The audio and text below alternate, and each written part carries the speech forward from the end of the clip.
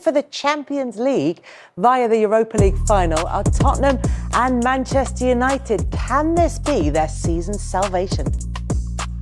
It's nearly upon us. I think this might be one of the most eagerly anticipated, and not necessarily for the right reasons, Europa League final. Yes, it's between two Premier League clubs, but they've had such terrible seasons in the league, such inconsistent seasons in the league for various reasons, which I'm sure we'll come to.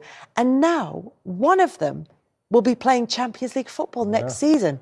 I know, it does. It's baffling. It's baffling. And I think that they're very fortunate, these two teams. I think Wolves, you have to say, probably as well. West Ham as well. Very fortunate that Leicester, Ipswich and Southampton had the seasons they had, because if just two of those teams came with anything more, we could have seen Spurs or Man United go down this year. People say, what are you talking? We could have. It's been so bad. How many wins? Teams have gone down on like 42. Well, once normally 40 is the minimum benchmark. Was it West Ham 42? I'm sure. Yeah, it was. And they aim for 40, but usually it's high 30s in a normal season. But that's only where they are right now. I don't know how you feel as a Tottenham fan or a Man United fan when you win. You obviously have got to be happy that you won something. But the consistency, what you're judged on for the season they've had is arguably both of them the worst seasons they've had. Probably easily in the Premier League. Easily. It will be their well, it already is their most losses, and it'll be their lowest Premier League finishes as well. You say you're baffled. Before I used to watch Man United. Obviously, I had Berbatov, who played for Man United. I used to watch. I used to be eager to watch that team. I haven't watched them. There's no excitement about watching them. Obviously, with Tottenham is different. I'm well connected with Ange Postecoglou, obviously through Celtic. I want him to do well, but they've just been awful, both teams. There was nothing. There was so many stories from within the camp and the issues, obviously the rush through, the bad results, blaming on the players, then the manager, then the board. It's been a mess. But then it can become one of the most successful seasons for both teams. In respect of a trophy. Yes, exactly. But Manchester United have done this when they've had, and look, they haven't had a season like this in the league. But even when they've had poor seasons in the league, they've been able to deliver on a trophy, which has kind of got some managers out of jail. Well, not all managers, because Louis van Gaal was sacked mid press conference pretty much after winning the FA Cup. But this league form. That's appalling. I think the issue will be as well is that in those scenarios, and the case of Ange at Spurs, is it does just feel like whoever wins, it's a plaster that is temporarily covering up a whole ream of issues underneath, whether that's structurally, culturally, recruitment, whatever it may be, coaching. And I think you do see that at both teams. I think maybe for Spurs, this can offer more of a springboard for them, because there's been, the whole conversation, even when Mourinho is there, about the culture of the club and the pressure to win something, and maybe this could turn it for them. But I think with Manchester United, for me, it feels like this wouldn't change anything.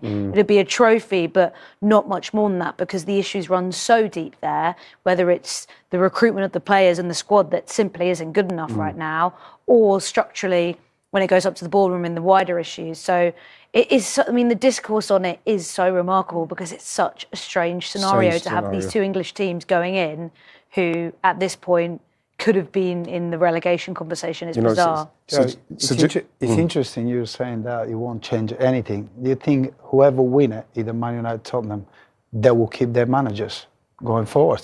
There is one. If that won't make a change. I think Manchester United are more likely to keep a manager, because I think they want to give him a summer transfer window and make that happen. But he already sort of looks like a broken man at this point. Maybe that's why he wanted to come in at the end of the season, and they said, no, start now. Because he maybe saw this coming. Because this is as bad as I've ever seen any Man United team. But the thing with his flow is that he does need the summer. In respect of recruitment, and how much money is he going to get when we know how much they're scrimping and scraping around the place, saving money. People are not even, I don't think staff are even being able to go. I think people are paying for the staff to go and watch the game. So you look at it and you do worry for United, because you're thinking, okay, the summer they'll sort it out and they'll buy some players and they'll change this. But you can't even put a marker on that, because they constantly complain about not having money now. It's Amarim who's been paying for some of the Exactly. staff to It's go over terrible. with their families to get. Well, certainly helping out in terms of transport and things like that. I think what you said about the culture at Spurs is really interesting because of your knowledge of how Ange Postecoglou works, and he's one of the managers who's complained about the culture at Spurs, that it isn't that winning culture, and I wonder what that looks like from his point of view, and whether, as the man who always wins a trophy in his second season, whether that's something that he can bring. Yeah, you have to create that kind of mentality. You have to bring that culture.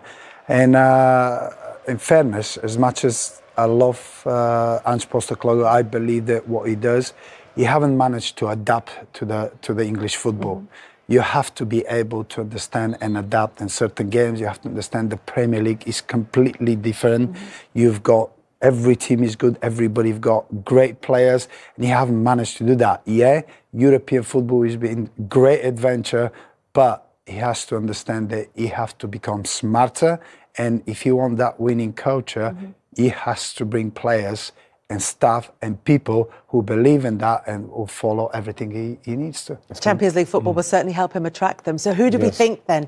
Manchester United or Tottenham? You know something, I do believe Go that. on, right, yeah. I want to hear that I answer. think Man United.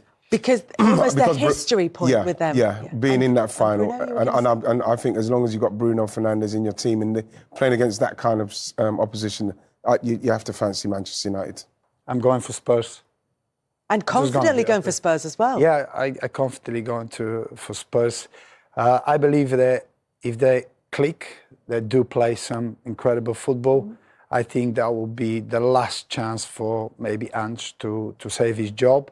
And I think that big stage will be excitement for the players. But Man United is Man United, and they have shown when they've been against the odds, they can produce. Go on, Flo. You never know what you're going to get with these two, that's for sure. Terrible runs going in, but I have to say, the route that United have had to the final, beating Lyon, beating Bilbao, I didn't expect them to win either of those games. I'm going with United. Nice. Yeah, because you think that the form that they've shown in that competition might just be enough to carry them through the final. So we've got 2 for Manchester United, 1 for Tottenham, but either way, we will be talking about that, I would imagine, next week, which is the last one of the season next week, isn't it? So we will see you for that one. Everything will be wrapped up. All those predictions that we're having to make about who qualifies for the Champions League, it will be done. We'll know who's done it, and we'll be talking about it this time next week. See you then. Bye-bye.